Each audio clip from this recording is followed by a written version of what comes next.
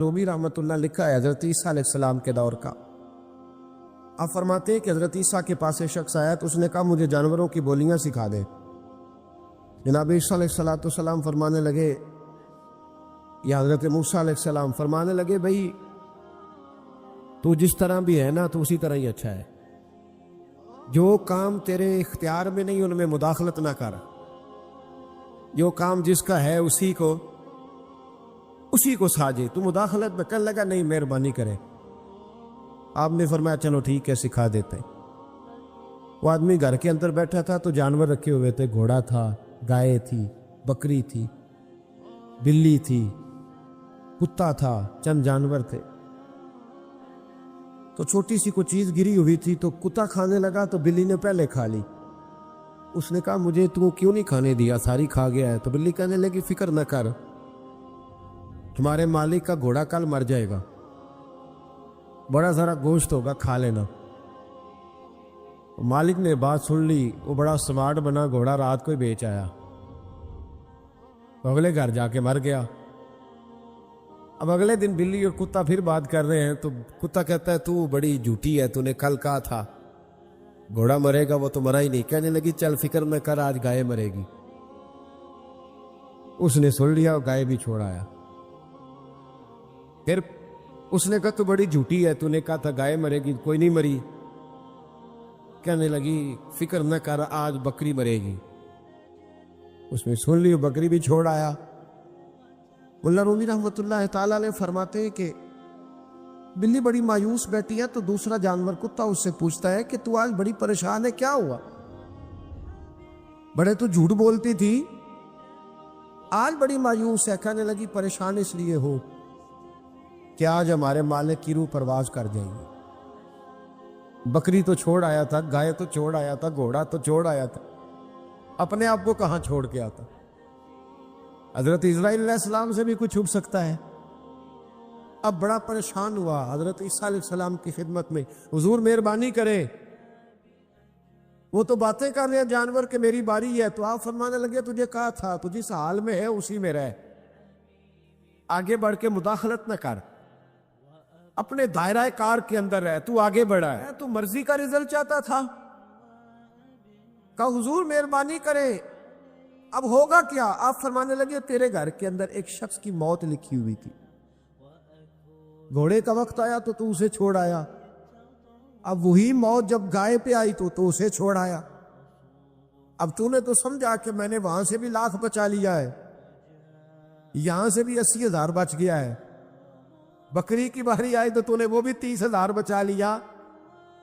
اب تو نہیں بچ سکتا، اس لیے کہ ارادہ قدرت ہے، تو اپنی مرضی کا رزلٹ مانگ رہا تھا نا، تو وقت آ گیا ہے۔ اگر تو ارادہ قدرت پہ رہنے دیتا تو شاید تیری عمر لمبی کر دی جاتی۔ حضرت سری شکتی رحمت اللہ علیہ درخت کے نیچے بیٹھے تھے، تو درخت سے کہنے لگے کئی دن ہو گئے کوئی نصیحت نہیں کسی نے کی، تو چل تو ہی کر دے کوئی، میرا دل سخت ہو گیا۔ تو اللہ نے درخت کو زبان دی، وہ بولنے لگا، کہنے لگا میری طرح کے بن جائیں، خود دھوپ میں جلتا ہوں، لوگوں کو چھاؤں دیتا ہوں، لوگ روڑے مارتے اور میں انہیں پھل دیتا ہوں۔ تو حضرت فرمانے لگے تیری بات نے میرے اوپر بڑا اثر کیا، ایک سوال نہ پوچھ لوں؟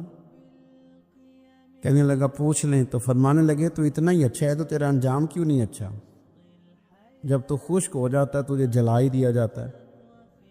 اصل تو یہ نا کہ انجام بندے کا ٹھیک ہو، آخرت اس کا انجام ٹھیک ہو، تجھے جلا دیا جاتا ہے۔ تو کہتے ہیں درخت کہنے لگا حضور آپ نے تو مجھے کہا تھا نصیحت کرنے کا، اب آپ نے مجھے شروع کر دی ہے، اور میری نبض پہ آپ نے ہاتھ رکھ لیا ہے، بڑا اچھا کیا مجھے آپ نصیحت کر رہے ہیں۔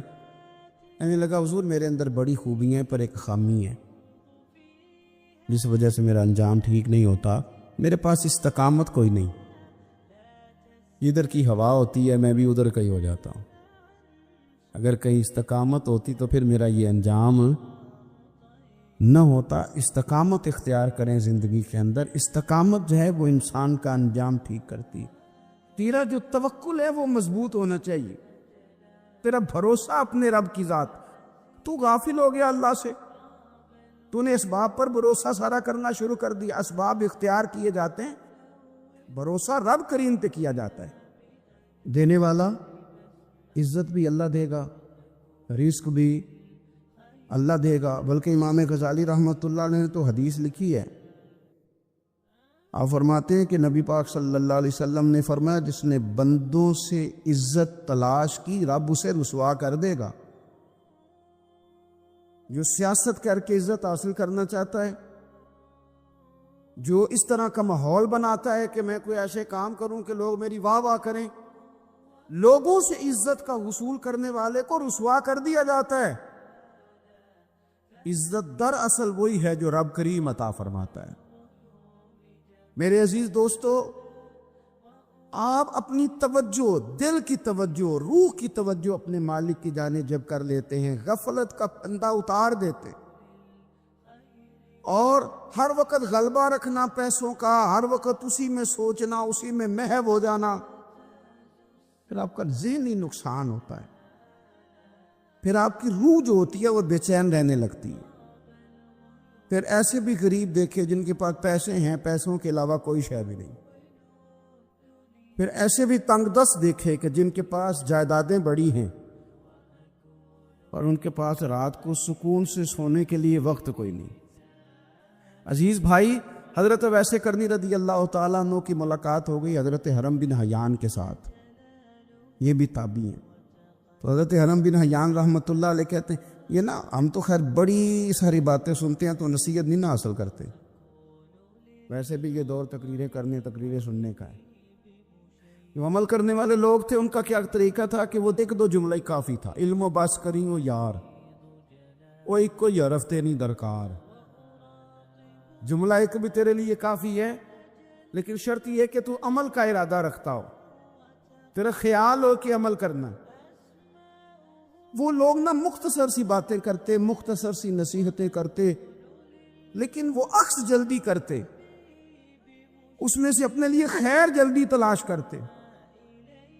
حضرت حرم بن حیان کی ملاقات ہوئی حضرت اویس کرنی رضی اللہ تعالیٰ عنہ کے ساتھ. تو حضرت حرم بن حیان کہتے ہیں میں نے عرض کی حضور میں کسی ملک میں جا کے رہنا چاہتا ہوں, کہیں سکونت اختیار کرنا چاہتا ہوں, یہاں سے ہجرت کرنا چاہتا ہوں, تو مجھے کوئی آپ مشورہ دے میں کہاں جاؤں. تو فرماتے ہیں کہ میں نے جب یہ سوال کیا تو حضرت ویس کرنی نے مجھے اشارہ دیا, فرمانے لگے ملک شام چلا جا. کہتے میں نے اگلا سوال کیا حضور وہاں جا کے کاروبار کیا کروں گا, رہوں گا کیسے, کھاؤں گا کہاں سے. تو فرماتے ہیں حضرت ویس کرنی نے رومال اٹھایا, کندھے پہ رکھا اور چلنے لگے. میں نے کہا حضور آپ نے سوال کا جواب ہی نہیں دیا. تو فرمانے لگے جس دل کو ابھی تک یہی یقین نہیں آیا کہ روزی کون دیتا ہے اسے میں نصیحت کیا کروں. میں تجھے نصیحت کروں جیسے آج تک یہی نہیں پتا کہ روزی کون دیتا ہے. تو ابھی تک اپنے دل کو پکا ہی نہیں کر پایا کہ روزی رب دیتا ہے. او خدا کے بندے کیا نصیحت کروں تجھے, تو ابھی تک یہاں اڑا ہوا ہے. مال کماتے کماتے مقصد مال نہیں بنانا, دولت حاصل کرتے کرتے محبت دولت کی نہیں دل میں پیدا کرنا. بال بچے, گھر بار, مکان, اس کے پیچھے بھاگتے بھاگتے ایسا نہ ہو کہ پلٹ کر دیکھیں تو ہمارا بہت سا روحانی, فکری اور ذہنی نقصان ہو چکا ہو. بہت سارے لوگ ہم میں سے ایسے ہیں جو الحمدللہ مقصود نہیں دولت کو بناتے, جن کا مقصود رزق حلال ضرور ہے لیکن وہ اس کو اپنے ذہن پہ سوار نہیں کرتے, صرف دولت کی ہو کے زندہ نہیں ہے, وہ اللہ کے بندے بن کے زندہ ہے, رسول اللہ صلی اللہ علیہ وسلم کے غلام بن کے فخر محسوس کرتے. دولت کی طرف جتنی زیادہ ہماری توجہ ہو گئی ہے اور مال کی جانب جتنا زیادہ ہمارا ذہن ہو گیا ہے, سارے رشتے مال میں تلنے لگ گئے, ہر چیز کو اسی عینک سے دیکھا جانے لگا ہے. اللہ تعالیٰ نے قرآن مجید میں ارشاد فرمایا کہ یا ایھا الذین آمنوا لا تلہکم اموالکم ولا اولادکم عن ذکر اللہ. اے ایمان والو, تمہارا مال اور تمہاری اولاد تمہیں اللہ کے ذکر سے کہیں غافل نہ کر دے. اولاد بھی تمہاری ہے، مال بھی تمہارا ہی ہے، رہے گا بھی تمہارے پاس، لیکن اس کی موجودگی میں غافل نہ ہو جانا، غافلوں جیسی زندگی نہ بتانا۔ جو لوگ سڑک کو منزل بنا لیتے ہیں وہ رستے میں رہ جاتے ہیں۔ سڑک جو ہوتی ہے وہ راستہ ہوتی ہے، منزل نہیں ہوتی۔ یہ جو رزق ہے، دولت ہے، مال ہے، اولاد ہے، یہ تو سارا رستہ ہے اللہ کی طرف جانے کا، کہ تھوڑا سا رزق حلال کمائیں، کمر سیدھی ہو جائے، اور پھر ہم اپنے رب کریم کی عبادت کریں۔ ہم رزق حلال کمائیں تاکہ ہم ہاتھ پھیلانے سے بچیں، اور ہم اللہ کے بندوں کی ضروریات کا خیال کریں، دین کے کاموں میں اپنے آپ کو مشغول کریں، کچھ نہ کچھ اپنا حصہ پیش کریں۔ یہ مقصود تھا، یہ منزل نہیں، یہ تو صرف ایک رستہ تھا۔ ہم نے اب کیا کیا ہے کہ یہی چیز ہماری منزل بن کے رہ گئی ہے۔ رات پیسے گننا، سویرے اٹھ کے پھر گننا شروع کر دینا، پیسوں میں رشتوں کو تولنا، پیسے کے ساتھ ہی اپنے آپ کو ہر وقت لگائے رکھنا۔ الجھ کے رہ گئے ہیں لوگ، الجھ کے، اور پھر کوئی بندہ جیت نہیں رہا۔ ہمارے دادا بھی یہی کہتے تھے کہ کچھ پیسے کمانے ہیں تاکہ بچے پال لوں، یہ کہتے کہتے چلے گئے۔ ہمارے ابا بھی یہی کہتے تھے، پھر اس کے بعد ہم نے بھی یہی بولی بولنی شروع کر دی ہے، تو جیتا تو کوئی بھی نہیں، جیتا تو کوئی بھی نہیں۔ مال کو ضرور حاصل کرے۔ حضرت بہاءالحق نقشبند بخاری رحمۃ اللہ علیہ فرماتے ہیں، میں نے نا مینا کے میدان میں ایک نوجوان دیکھا جو لاکھوں کا کاروبار کر رہا تھا، لاکھوں کا، دیناروں کا کاروبار کرتا تھا، سونے چاندی ہیرے جواہرات کا کام کرتا تھا، لیکن فرماتے میں نے اس کے دل پہ نظر ڈالی، لاکھوں کا کام کرتا تھا پر اس کا دل ایک منٹ کے لیے بھی اپنے رب کی یاد سے غافل نہیں تھا۔ ہر وقت اس کا دل اپنے مالک کی یاد میں مصروف تھا، ہر وقت۔ ارشاد فرماتے ہیں کہ میرا شروع میں اس کے بارے میں گمان یہ تھا کہ دیکھو یہ شخص کیا کر رہا ہے، پیسہ کما رہا ہے، دولت کے چکر میں پڑا ہوا ہے۔ فرماتے ہیں کہ پھر میں نے ایک اور منظر دیکھا، ایک اور رنگ میں نے دیکھا کہ وہ کما رہا تھا، اور پھر اختتام حج پہ میں نے دیکھا کہ جو کمایا تھا سارا اللہ کے بندوں پہ خرچ کر رہا تھا۔ آپ اور میں، ہم نے دیکھنا صرف یہ ہے کہ کہیں ایسا تو نہیں ہے کہ دولت میں الجھ گئے۔ بہت سارے لوگوں نے یہ کہا تھا، ہم سنتے تھے جب کوئی آدمی جانے لگتا تھا نا پردیش پیسہ کمانے کے لیے، تو وہ کہا کرتا تھا کہ میں ملک سے باہر جا رہا ہوں، 2 4 5 سال لگا کے آؤں گا، واپس آ کے پھر یہاں میں نے کوئی کام کرنا ہے، تھوڑے سے پیسے کماؤں تاکہ یہاں نہ پھر میرا سلسلہ کوئی بن جائے۔ وہ 3 سال لگانے گئے تھے پر 30 گزر گئے ہیں، لوٹ کے واپس کوئی نہیں آئے۔ وہ 4 سال کا کہہ کے گئے تھے پر سال 40 ہو گئے، لوٹے نہیں۔ کیوں نہیں لوٹے؟ اس لیے کہ پہلے مفاد چھوٹا تھا، خیال یہ تھا کہ تھوڑے سے پیسے آ جائیں گے، بچوں کا خرچہ چلنے لگ جائے، فیسیں پوری ہونے لگ جائیں، اور مجھے کسی سے مانگنا نہ پڑے، تو بس پھر میں کامیاب ہوں۔ یہ طے کیا تھا۔ اس کے فوراً بعد پھر جب باہر گئے تو خیال آیا کہ نہیں، صرف پنکھے کا نہیں، اے سی کا بل بھی دینا پڑے گا۔ پھر تھوڑا اور آگے بڑھے تو خیال آیا کہ چھوٹی گاڑی پہ گزارا نہیں ہوتا، بڑی گاڑی نہ لے لیں۔ پھر خیال آیا کہ بڑی گاڑی لی ہے تو یہ تو اندر کھڑی نہیں ہوتی، سامنے والا پلاٹ مل جائے تو ذرا گراج اچھا بن جائے گا۔ پھر الجھتے الجھتے الجھ گئے دوستو۔ پھر نہ مالک حقیقی کی جانب وہ نظر جو ہماری ہونی چاہیے تھی نہ رہی۔ ذوق سے نماز پڑھتے تھے، پھر ہماری نمازیں مختصر ہو گئیں۔ ہم سویرے اٹھ کے ذوق سے قرآن پاک پڑھتے تھے، پھر وہ وقت بھی ہمارا دفتر کی تیاری میں لگ گیا، رات درود شریف پڑھتے تھے، لیکن وہ بھی سارا ہمارا حساب کتاب میں وقت گزر گیا۔ ہم نے یہ سمجھا ہی نہیں کہ دولت کارخانہ نہیں دیتا، دولت سیٹ صاحب نہیں دیتے، دولت آپ کو آپ کی فیکٹری نہیں دیتی، دینے والے تو رب کریم کی ذات ہے۔ تو جہاں سے آنا تھا وہاں توجہ دینی چاہیے تھی کہ جہاں صرف ایک سبب تھا، ذریعہ تھا۔ حضرت اویس کرنی رضی اللہ تعالیٰ عنہ، ہمارے صوفیاء میں ایک لفظ بولا جاتا ہے فقر بوذر، یعنی کچھ لوگ ایسے ہیں جو سیدنا ابو ذر غفاری رضی اللہ تعالیٰ عنہ کے طریقے پہ چلتے ہیں۔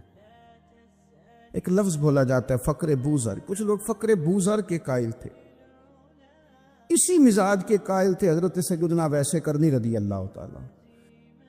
ان کے ذہن میں ایک بات بیٹھ گئی تھی کہ یار دینے والا اللہ ہے، ہماری جو غفلت ہے نا وہ بھلا کیوں ہوئی ہے؟ وہ اس لیے ہوئی ہے کہ پیسے کسی کو بھی برے نہیں لگتے، پتہ نہیں ان میں کیا کشش ہے۔ یہ نہ آپ کسی جگہ بھی ان کا نام لے لیتے ہیں، یہ کسی جگہ بھی آ جاتے ہیں تو یہ برے لگتے ہی نہیں۔ یہ جناب بڑی بڑی فقیری کا دعویٰ کرنے والے اور لوگوں کو طریقت اور تصوف کا درس دینے والے، ان کو بھی یہ اچھے لگتے ہیں۔ یہ تو جناب جو لوگوں کو کہہ رہے ہیں فقیر ہو جاؤ فقیر ہو جاؤ، وہ خود امیر ہوتے جا رہے ہیں۔ یہ پتہ نہیں ان میں کیا ہے ایسا خاص۔ ہمارے ایک استاد تھے تو مزاج میں بڑی ظرافت تھی، حالانکہ بڑے اللہ والے بندے تھے، تو بات بڑی وہ دل لگی کی کیا کرتے تھے۔ تو ایک دن ہم نے پوچھا استاد جی خوشبو کون سی اچھی لگتی ہے؟ کہنے لگے بیٹا جو پیسوں میں سے آتی ہے وہ مجھے بڑی اچھی لگتی ہے، اس لیے کہ ملتے کم ہیں۔ ہمارا نا جب اس طرح کا ذوق بن جاتا ہے نا، آپ مزاج بنا لیتے ہیں پیسوں کا، لوگ سمجھتے ہیں کہ غریبی کا ڈر شاید زیادہ ڈر ہے، لیکن کبھی آپ دروازہ رسول پہ جائیں نا تو حضور نے تو کوئی اور ڈر بیان کیا ہے۔ حضرت ابو عبیدہ بن جراح رضی اللہ تعالیٰ عنہ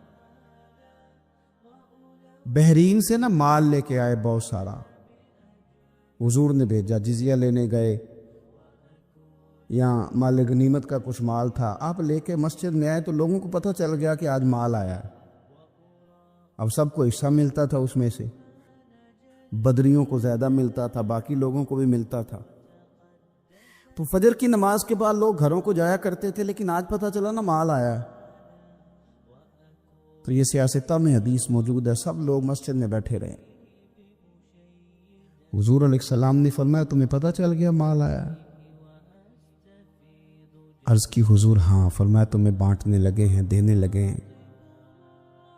ہم نا غریبی سے ڈرتے ہیں، ہم اپنے بچوں کے لیے دعا کرتے ہیں ان پہ غربت نہ آئے، ہم اپنے بہن بھائیوں کے لیے دعا کرتے ہیں ان پہ غربت نہ آئے، کرنی چاہیے، لیکن ذرا اس حدیث کے مفہوم کو بھی دیکھیے گا۔ نبی پاک صلی اللہ تعالیٰ علیہ وآلہ وسلم نے فرمایا تمہیں دینے لگے ہیں، مال آ گیا ہے، لیکن میرے قریب نے اپنی امت کے لیے جس چیز کا ڈر محسوس کیا وہ کیا ہے؟ حضور کے دل میں کس چیز کا خدشہ تھا وہ کیا ہے بیان کیا۔ حضور فرمانے لگے لوگو مجھے تم پر غربت کا ڈر نہیں، یہ ڈر نہیں کہ تم غریب ہو جاؤ گے، بلکہ مجھے تو ڈر ہے کہ تم پر دولت پھیلا دی جائے گی، تم زیادہ مالدار ہو جاؤ گے۔ خوف غریبی کا نہیں، خوف تمہارے مال کا ہے۔ اور حضور فرماتے ہیں کہ پھر تم انہی باتوں میں مبتلا ہو جاؤ گے جن میں پرانی امتیں مبتلا ہوئی تھی، اور جب وہ اللہ کی نافرمانی میں مبتلا ہوئی تھی تو پھر وہ ہلاک کر دی گئی تھی۔ مجھے ڈر ہے، مجھے ڈر ہے۔ ہاں جہاں دولت آتی ہے وہاں سستی بھی آتی ہے، جہاں دولت آتی ہے وہاں معاذ اللہ عیاشی بھی آتی ہے، جہاں دولت زیادہ آ جاتی ہے وہاں پھر لوگ ہر چیز کو دولت میں تولنے لگتے ہیں۔ جہاں دولت زیادہ آتی ہے میرے بھائی، پھر لوگ سمجھتے ہیں کہ ہر چیز میں خرید لوں گا، پھر لوگوں کے ذہنوں کے اندر اس طرح کا فطور آتا ہے۔ حضور نے فرمایا مجھے ڈر ہے تمہارے دولت مند ہونے کا، ڈر ہے دولت مند ہونے کا۔ یارو اپنے پیسوں سے ڈرا کرو، اپنی جائیدادوں سے ڈرا کرو، اپنے مال سے ڈرا کرو۔ وہ ہم نے جو بڑے بڑے محلات تعمیر کرنے شروع کیے ان سے ڈرا کرو، اس لیے کہ حضور نے فرمایا مجھے ڈر ہے۔ حضرت ابو بکر صدیق رضی اللہ تعالیٰ عنہ تشریف فرما تھے، ہمارے نا بچے بہت زیادہ آسانی مانگتے ہیں. اقبال نے کہا لہو مجھ کو رلاتی ہے جوانوں کی تن آسانی. جب میں جوانوں کا مزاج دیکھتا ہوں نا کتنے آرام پسند ہو گئے ہیں تو پھر میری آنکھوں سے لہو بہتا ہے. لہو مجھ کو رلاتی ہے جوانوں کی تن آسانی. ان کا وجود اتنا آسانی کا ماحول لینا چاہتا ہے. ذرا سی بھی کوئی تکلیف آپ دیکھ لیں, لائٹ بند ہو جائے تو مصیبت کھڑی ہو جاتی. کسی جگہ چند منٹ کے لیے آدھے گھنٹے کے لیے ٹریفک بند ہو جائے تو مثلاً کیا ہو جائے گا. لیکن یہ کہ طبیعتوں میں تلخی, اور جب وہ گاڑیاں آہستہ آہستہ چلتی ہیں تو ایک دوسرے سے آگے بڑھنے کی وہ شدت, وہ ہمارے مزاج میں ایک دوسرے کے بارے میں دل میں بڑے بڑے جملے. کیوں؟ اس لیے کہ ہماری طبیعت آسانی پسند ہے. ذرا سی بھی کوئی رکاوٹ ہم نہیں برداشت کرتے. تھوڑی دیر کے لیے ٹھہرنا پڑ جائے ہمارے لیے بڑا مشکل کام. آپ ہمیں ہماری مرضی کے خلاف کوئی بات کر دیں تو ہمیں بگڑا ہوا سمجھے. ہماری طبیعت میں وہ آسانی ہے. یہ آسانیاں انسان کو پھر بڑے بڑے کام نہیں کرنے دیتی. پھر انسان کمزور پڑ جاتا ہے. پھر وہ کوئی کسی انقلابی تحریک کا کبھی حصہ نہیں بن سکتا. اگر وہ بڑی صلاحیت بھی رکھتا ہو تو وہ زندگی میں کوئی کارنامہ سر انجام نہیں دے پاتا, کیونکہ طبیعت میں آسانی آ گئی. اس کا مزاج ہی نہیں. جس بندے کو گرمی زیادہ لگتی ہے وہ کیسے آگے بڑھے گا؟